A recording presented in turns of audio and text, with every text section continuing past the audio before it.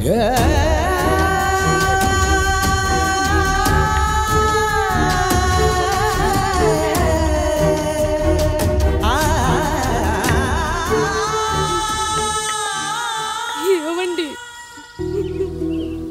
పప్పులో మీ చెమట పడుతుందండి. ఇడ్లీలో 2 చెంచాల ఉప్పు తగ్గించు లక్ష్మి.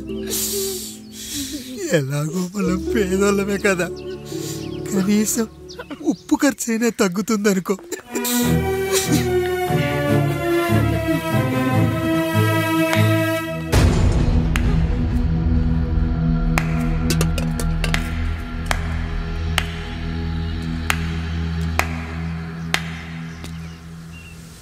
పప్పు రుబ్బుతున్నావా పెదరాయుడు?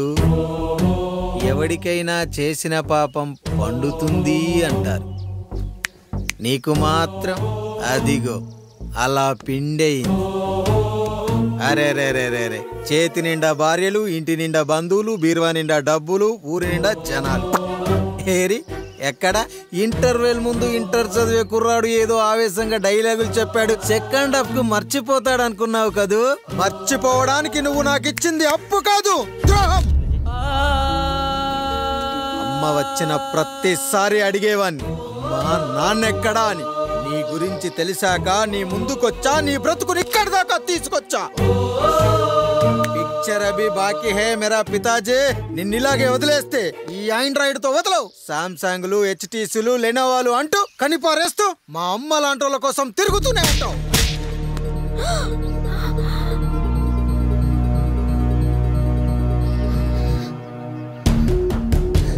అమ్మా అమ్మా, ఛీ, నన్ను అలా పిలవకురా. ఎవరిని పట్టుకొని ఎన్ని మాటలు అంటున్నావురా? రాయికి వరమిచ్చిన రాముడు దేవుడైతే, ద్రౌపదికి చీరిచిన కృష్ణుడు దేవుడైతే, నాకు బిడ్డనిచ్చిన ఆయన కూడా దేవుడేరా. ఏంటి, ఇలానే వదిలేస్తే బిడ్డల్ని కంటూ వెళ్తాడా? అసలు ఆయన కంటూ సొంతంగా ఒక్క బిడ్డ కూడా లేడురా. అసలు ఏం జరిగిందో తెలుసా? మీరుండండి అయ్యా, ఉండండి. మొదటి భార్యని చేసుకున్నాక పిల్లలు పుట్టలేదని రెండో పెళ్లి చేసుకున్నారు. ఆవిడకి పుట్టలేదు. మూడోసారైనా తగులుతుందనుకున్నాం, తనకే పుట్టలేదు. పిల్లల కోసం పెళ్ళాలని మార్చాడే కాని వాళ్ళని వదిలేయలేదురా. అదిరా మా పెద్దయ్య మనసు. ఆయన దగ్గర బాణం ఉంది కానీ లేదురా. అసలు నీ తండ్రి ఎవరో నీకు తెలుసా? తెలుసా? ఇదిగో ఈ కాముడేరా నీ తండ్రి. గేదె నల్లగా ఉన్నంత మాత్రాన పాలు తెల్లగా ఎలా ఉన్నాయనే కదరా నీ ప్రశ్న. దానికి సమాధానం చెప్పాలంటే, ఒక వర్షం కురిసిన రాత్రి నేను 9వ నెల బాలింతగా ఉన్నప్పుడు. పండు పండు, ఇదిగో. ఏమిటండి ఇది? నిద్రలేస్తే నేను, బయటికెళ్తే గంటోడు, పక్కకెళ్తే పాలేరు, ఎప్పుడూ తిరిగే తాయారు. రోజు మమ్మల్ని చూసి చూసి బిడ్డ కూడా జిడ్డుమొహం వేసుకుని పుడతాడేమో అని భయంగా ఉంది. కడుపులో ఉన్నప్పుడు మనం ఎవరి మొహాలైతే చూస్తామో అచ్చం వారి పోలికలతోనే పుడతారంటారు. పొరపాటున నా పోలికలతో పుడితే? అదేంటి కాముడు, నీకేం తక్కువ? జుట్టు ఉండాల్సిన చోట లేకుండా అవసరం లేని చోట విపరీతంగా పెరిగిపోతుంది. మనకు పుట్టబోయే బిడ్డ గొప్ప అందగాడై ఉండాలి. ఇదిగో రోజు ఈ దేవుడి ఫోటోలు చూడు, వాళ్ళలాగే అందంగా పుడతాడు. కడుపుతో ఉన్నప్పుడు ఎవరి ఫోటో చూస్తే ఆ పోలికలతో బిడ్డ పుడతాడా? కనిపించని దేవుడి పోలికలు నా బిడ్డకెందుకు? ఈ ఊరికి దేవుడు రాయుడు. నా బిడ్డ ఆయనలాగే పుట్టాలి, ఆయనలాగే పుట్టాలి.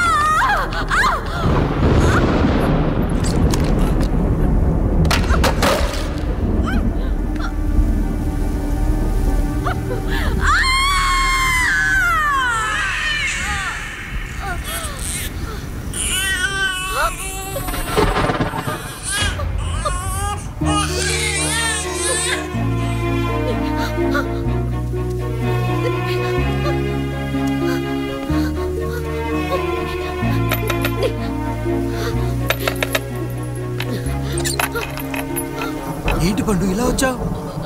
అయ్యా, తప్పు జరిగిపోయింది పెద్దయ్యా. ఏం జరిగింది? అసలే నువ్వు ఒట్టి మనిషి కూడా కాదు. ఒక్కసారి ఇటు చూడండి అయ్యా.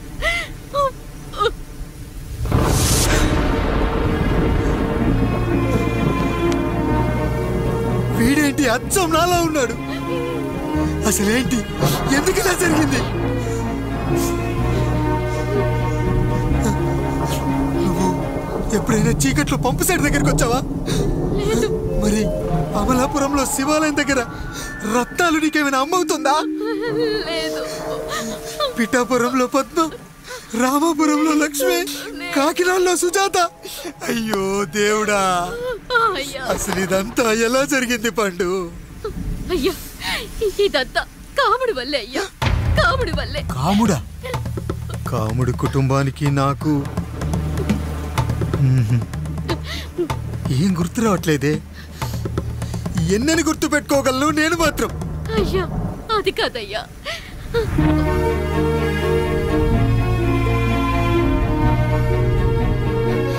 అలా రోజు మీ ఫోటో చూసి చూసి అచ్చం మీలాగే పుట్టాడు. అయ్యో, నా పోలికతో బిడ్డ కావాలనుకోవడం ఏంటి పండు? నువ్విలా చేయడం ఏంటి పండు? పోలికల కోసం ఫోటోలు ఎందుకు చూసావు పండు? అందుకే కదయ్యా ముందు ఆ డైలాగ్ చెప్పాను, తప్పు జరిగిందని. ఇప్పుడు ఏం చెయ్యాలయ్యా? స్వచ్ఛమైన మన ప్రేమను ఈ పాడులోకం అర్థం చేసుకోదు. కనీసం మీ ఇద్దరి జీవితం బాగున్నా ఆనందపడేవాని. వీణ్ణి ఇక్కడ ఉంచొద్దు పండు, బయటికి పంపించు. బయటికి పంపించి బాగా చదివించు, గొప్పవాణ్ణి చెయ్యి. వీడికి అయ్యే ఖర్చంతా నేనే భరిస్తా. అవసరమైతే ఆ డబ్బు కాముడి జీతంలో వచ్చేద్దాం. అయ్యా, వెళ్లే ముందు వీడికొక పేరు పెట్టండి అయ్యా. వీడు ఇంకో రాయుడు, అంటే ఇంగ్లీష్లో అండ్ రాయుడు, అండ్ రాయుడు.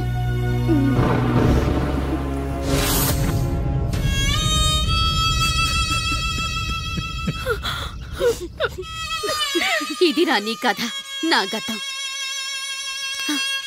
నిన్ను చదివించడం కోసం ఆయన మీ నాన్న జీతంలోంచి నెలకి 3000, 4000 కోసేసిచ్చేవారు. అప్పుడు ఆయన పడిన బాధ పగవాడు కూడా పడకూడదు. చూసావారా, దేవుడు లాంటి పెద్దయ్యని అనవసరంగా అనుమానించడం ఎంత పెద్ద తప్పు చేశావో అర్థమైందా? ఒకడు నిమ్మకాయ పెట్టి పసుపు వేసి ఉప్పు కలిపి పులిహోర చేయొచ్చు, కానీ ఆ పులిహోర ఎప్పటికీ దేవుడి ప్రసాదం. నువ్వు ఆ దేవుడి ప్రసాదం. ఇక ఆయనే మీ నాన్న. చూసావా అమ్మా, ఈ రోజు నుంచి నాకు 3 అమ్మలు, 2 నాన్నలు. నీకు మాత్రం ఒక్కడే భర్త, నాన్నకు మాత్రం ఒక్కటే భార్య. మా నాయనే. అయ్యా, బిడ్డను ఒక్కసారి ఎత్తుకొని తిప్పండి అయ్యా. బాబు, నాన్నా,